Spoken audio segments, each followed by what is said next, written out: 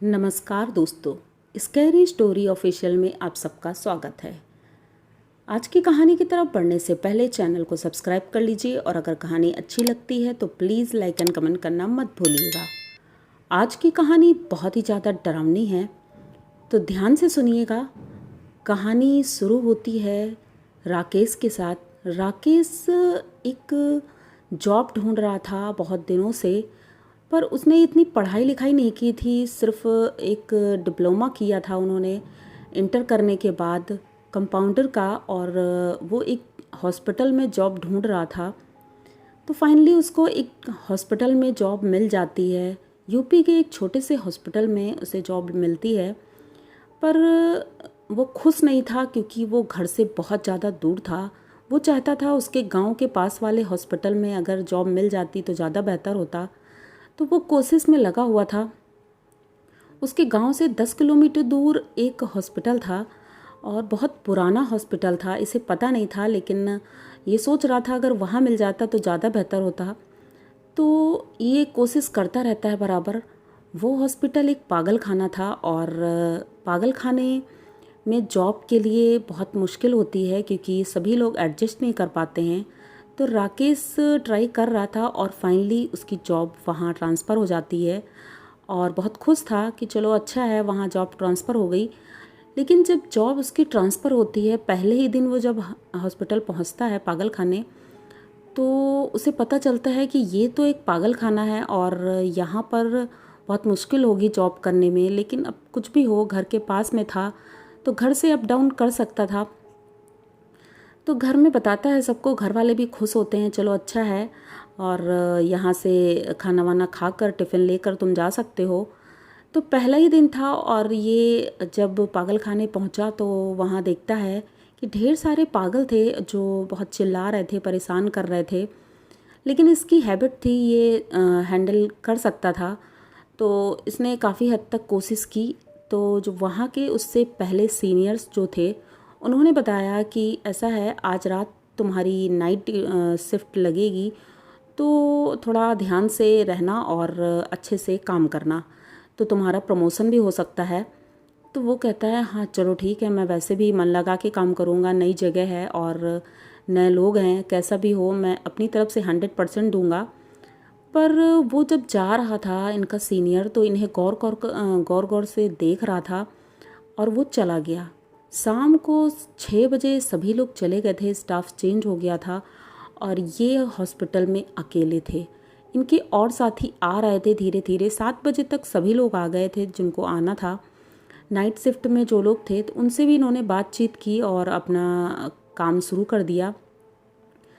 अब धीरे धीरे रात गहराती जा रही थी और राकेश जी हॉस्पिटल में इधर उधर चल रहे थे, टहल रहे थे और देख रहे थे मरीज़ों को।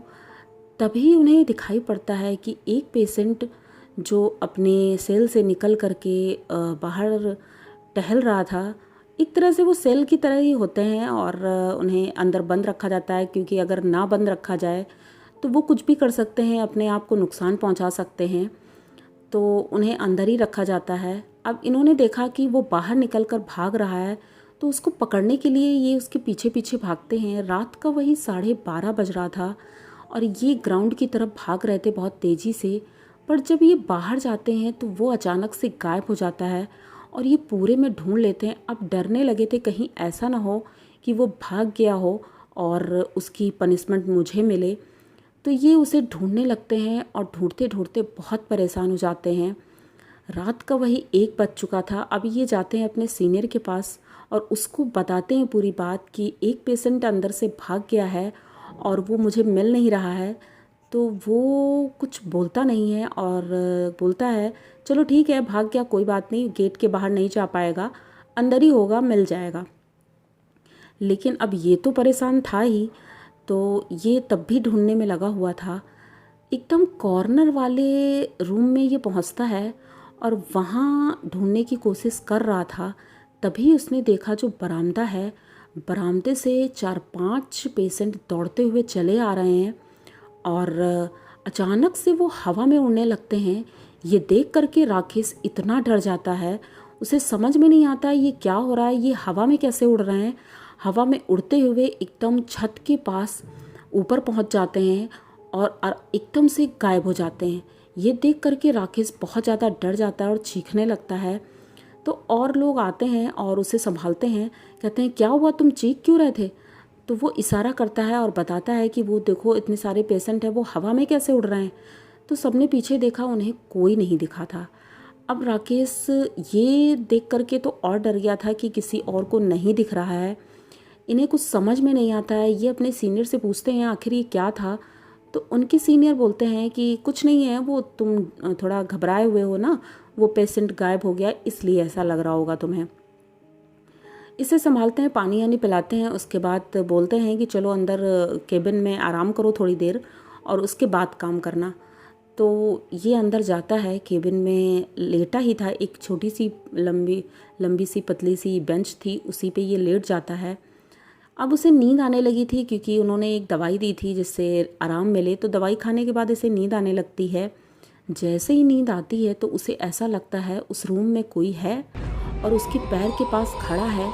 इसे क्लियर महसूस हो रहा था लेकिन नींद की वजह से आंखें नहीं खुल रही थी। अचानक से वो बेंच उठाकर पलट देता है।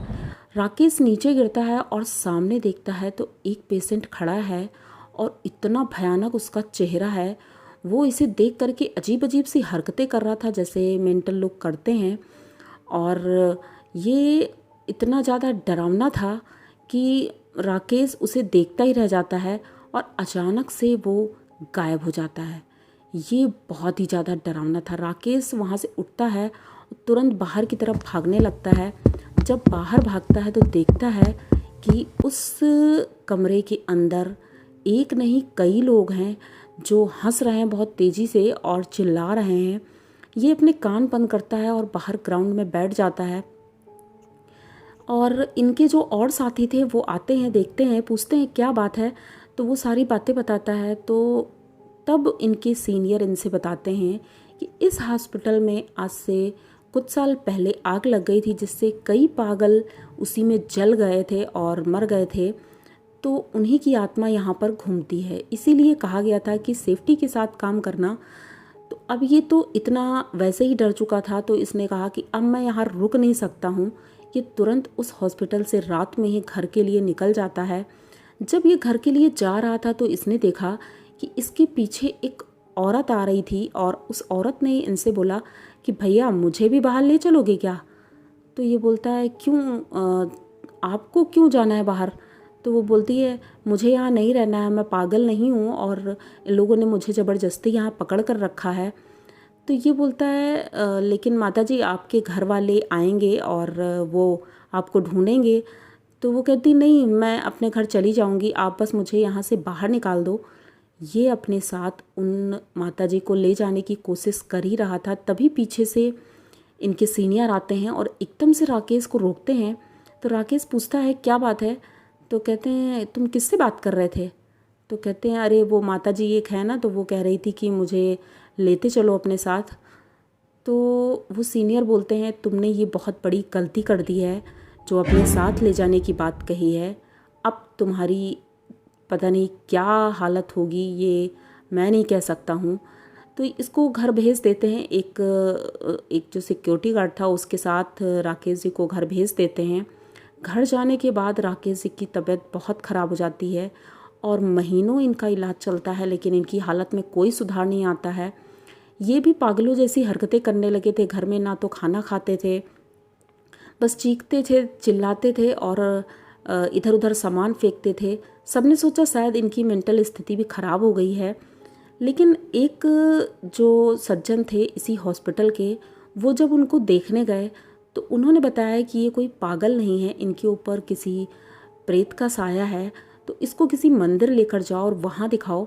तो इनके घर वाले यही करते हैं, उनको हनुमान जी के एक मंदिर लेकर जाते हैं। वहाँ पुजारी जी जब देखते हैं तो समझ जाते हैं, वो बताते हैं इनके ऊपर एक औरत का वो है, उसने इसके ऊपर कब्जा कर रखा है, वो चुड़ैल इन्हें छोड़ना नहीं चाहती है।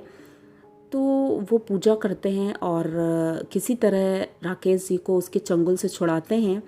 अब राकेश जी ठीक तो हो गए थे, लेकिन अब दोबारा उस हॉस्पिटल में जॉब के नाम पर आज भी डर जाते हैं। अभी भी वो एक हॉस्पिटल में काम करते हैं, लेकिन उस हॉस्पिटल की तरफ ये भूल करके भी नहीं जाते हैं। सुना है कि वहाँ अक्सर ऐसी घटनाएं होती रहती हैं। तो आप लोगों को ये कहानी कैसी लगी? अगर अच्छी लगी हो तो प्लीज़ चैनल को सब्सक्राइब करिए, लाइक कमेंट करिए, शेयर करिए और बने रहिए हमारे साथ। इसी तरह की नई और अनोखी कहानियाँ मैं लेके आती रहती हूँ। तो मिलते हैं फिर किसी नई कहानी के साथ। तब तक के लिए डरते रहिए।